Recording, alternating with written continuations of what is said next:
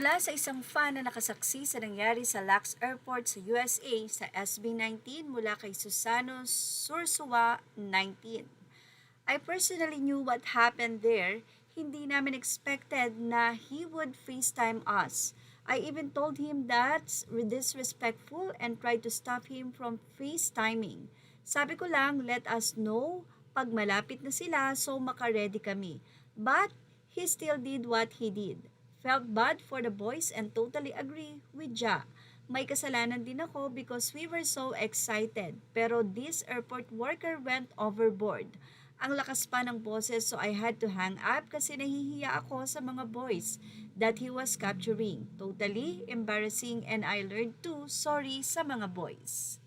Habang papalabas ng airport ay nagkwento nga si Justin at ito ay mapapanood sa kanilang vlog sa kanilang latest update sa YouTube channel ng SB19 Official kung saan ikinuwento ni Justin ang pagsigaw ng isang lalaki sa airport dahil na rin sa nais magpa-picture ng iba or whatsoever. Medyo hindi nga po maintindihan dahil ang ingay din dun sa airport pero ayon kay Ja, nilapitan ito ng kanilang manager na si Atilea para maging maayos at hindi magkaroon ng commotion.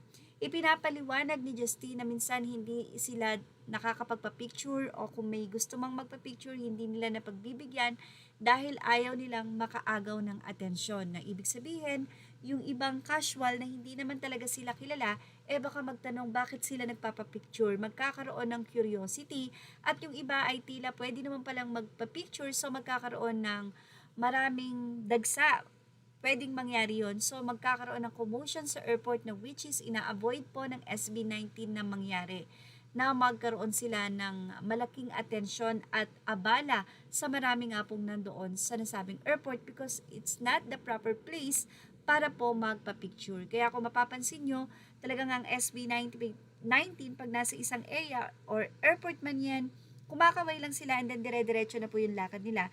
Hindi po nila makuha na sila ay lapitan dahil iyon po ay ipinagbabawal din mismo sa mga boys para makaiwas po sa anumang pwedeng mangyaring dagsa at abala sa nasabi nga pong location.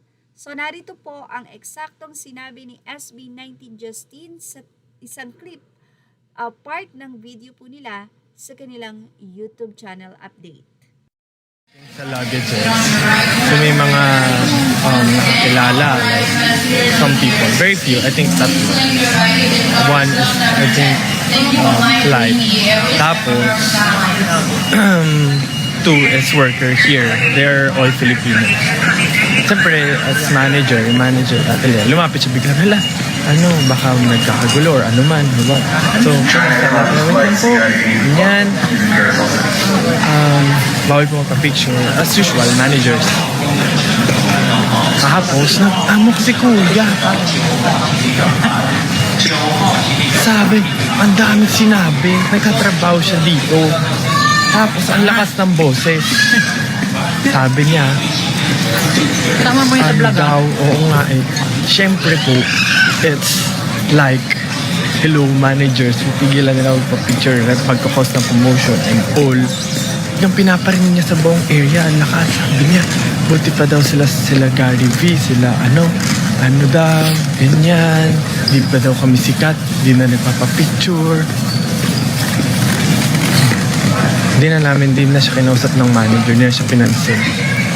Kasi wala sa hulog. Naghihintay lang kami luggage. Lumapit yung mga tao. Siyempre, anong gagawin ng manager? I-check anong nangyayari, bakit nilapitan. Or, siyempre, gets niya, nagpapapicture. Siyempre, pipigilan mo kasi hindi yung titigil.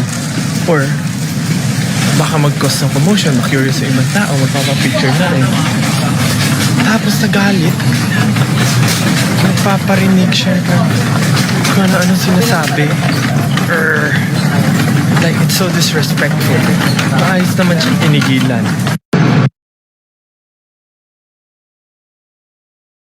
So namili lang po tayo ng ilang komento ng mga 18 at ayon kay Roviel Aure, first time ko rin silang makitang ganong ka-frustrated sa nangyari sa 7 years kong pagiging fan. Even Pablo, I also heard him saying na isama mo yan sa vlog. He permitted it. Ibig sabihin sobrang bastos, lalo pat wala naman sila sa sarili nilang bansa, tsaka kapwa mo yan Pinoy. Yes, take note, this is the first time also na naghayag ang SB19 ng kanilang pagkadismaya at nasaktan sa mga naging pahayag di umano ng lalaki na yon na sumigaw at sinabihan sila na kala mo naman mga sikat na. So something talagang masakit, lalong-lalo na sa sarili mo pang kababayan madidinig. Ganun pa man, wala namang sinabi ang SB19 or 1C Entertainment na kaukulang ikakaso or ano pa man, ganun pa man, naging bahagi ito ng kanilang vlog upang mahayag din sa mga tao, sa mga Pinoy, na sana kapag may mga ganitong artista na nandun sa ibang bansa, mga Pinoy, ay irespeto sila at hanggat maaari nga ay ingatan dahil sila ay kababayan. Well, ano masasay nyo about dito? Ilagay na ang inyong opinion sa ating comment section. Images are all credit to the rightful owners. Thank you for watching Showbiz Now.